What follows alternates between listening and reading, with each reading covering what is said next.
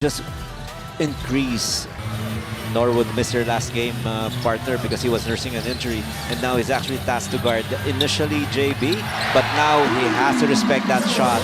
Laglag balikat, bagsak ang tuka yung sinasabi nila, and that is what is happening here sa Rain or Shine. When you look at the numbers, Coach RG, tapos mas sumama pa ng kalaban ng Converge, 112 ang pinamigay nila. That is a very good point. They allow 107.3 points per ball game, and you know it's an issue. They can actually leave everything they've got on the floor right here tonight dahil finally they will be getting a one-week break.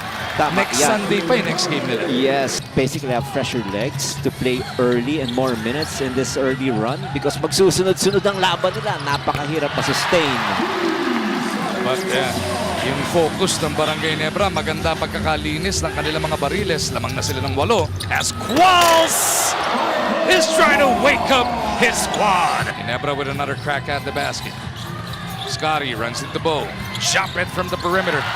What you like about Scotty Thompson is he is very generous. Now JB handles it. Jump it inside. Nice patience displayed. They're up by 10. Pero 0-3 na itong Ilasa Painters, but the aggressiveness of Barangay Ginebra, grabe, tingnan mo, this will be 16-4 in less than 6 minutes of basketball. Hindi napakialaman yun. Yun na nga eh. Sprinkle off the crossover. Even more bad news for Coach Chang. Sayang yun dahil ang ganda rin ng quality coming off the bench. Outside sniping. Wow. Dipsy-do para dito kay Stan. Qual steps beyond the line. Doesn't work. Demusis with a big stick back. First 2 points on a putback for this man. Thompson slithering his way through. 95 lang ang kayang iskorin nitong Rain or Shine. So dapat lumakas yung kanilang depensa. Quals powers up. Under 2 now remaining sa ating opening frame. JB off the backdoor. What a touch pass by C-Stan. Hindi na kailangan magkindatan. Hindi na eh. Automatic na eh.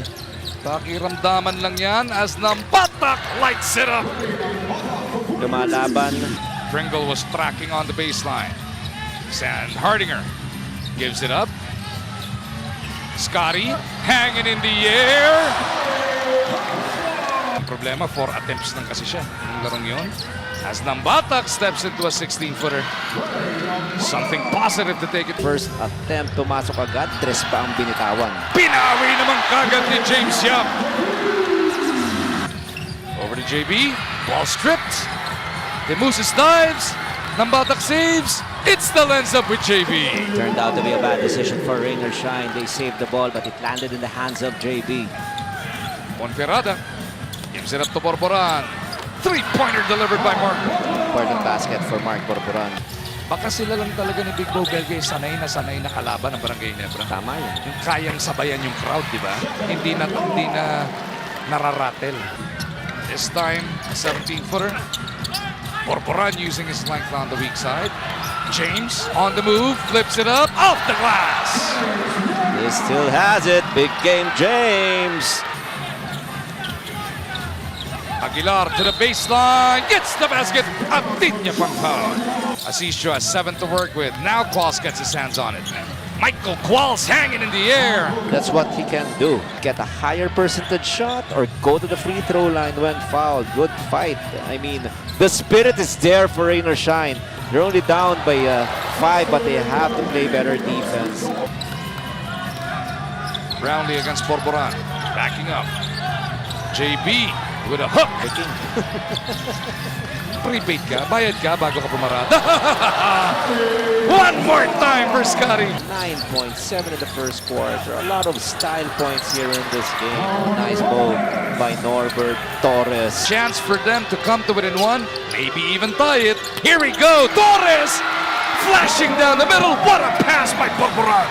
16-4-2 in the first few minutes ng first.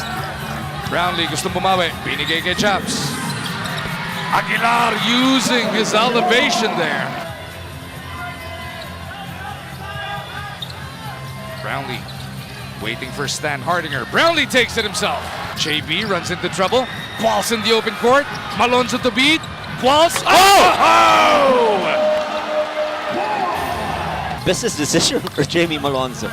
Belga scored 6 early, now he's got 8, and Rain or Shine is back within 2.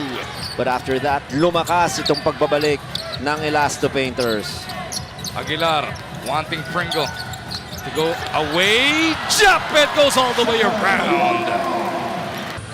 Santillan hands it off. Qualls thought about it.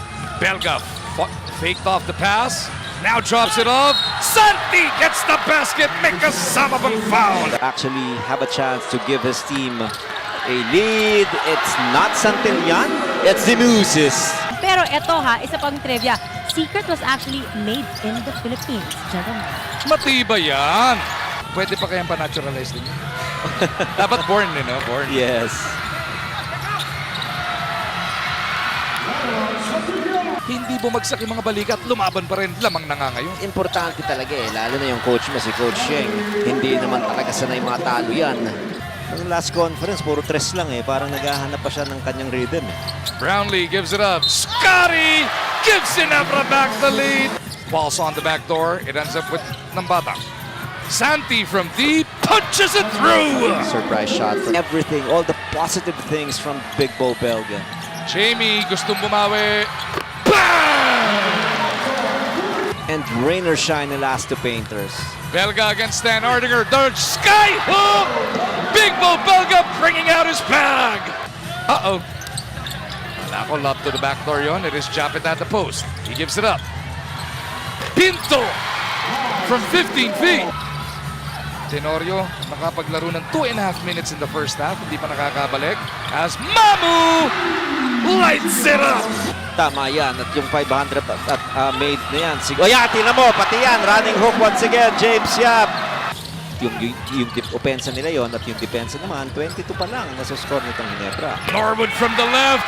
Even Gabe is joining the scoring party. Down by 12 early in this game. Now up by 9. Pinto, pinawasan ng dalawa ang inahabol nila. Oo nga, nakalimutan ko na nga Hindi ko rin alam kung alin yung foul na yun.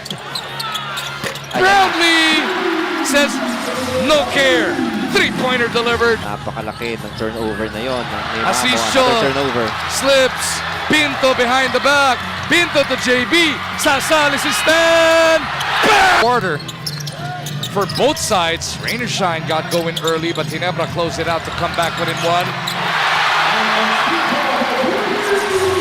11-0 run, bridging the last few minutes of the third quarter and the start of the fourth quarter. But a strong reply from Norbert Torres. It is Asisio with Norwood. Torres. Paulson, big game. Bang! Or in the game against TNT, they had a total of 100 points. You know that he can shoot from the outside. And what is nice is yung confidence niya sa kanyang pag-attacking inside by Michael Qualls. To give Rain or Shine a 3-point lead. Pringle again. Atras, Abante, teardrop. Too easy. Rain or Shine's lead is 1. Qualls diving down the middle, puts it up. Napakapit. It's Jeremiah Gray who gets it across. Gray's pull up. That is pure. Ano pala yan? Yung pala sinambatak pala yung 13. Uh-oh. That's a wide open 3. Stan Hardinger, nobody to pass through. He had to go all the way back out to Scotty. Thompson. Hiniwan kay si Stan. Scotty taking it upon himself. Pinto on the attack. Steps back. Again! Hanip naman yung laro ni Pinto. Gray puts it on the deck. Another gutsy attempt. Jeremiah delivers once again. Mileage in the last conference, pero ngayon in crunch time pinapaglaro sila ni Coach Henga, tataas ko ni Coach Tim, tataas ko piyansa. Big Bo. Santillan hands it off. Nambata goes to work. 14-footer is good. Rebound number 6 for the reigning MVP, JB. Stingray looks up at the shot clock, or make that Mamu. Belga from deep, punches it through. And he he is not done yet. He's got a total of 21 points. That's a fresh 14 para sa Barangay Ginebra. Stan Hardinger to JB.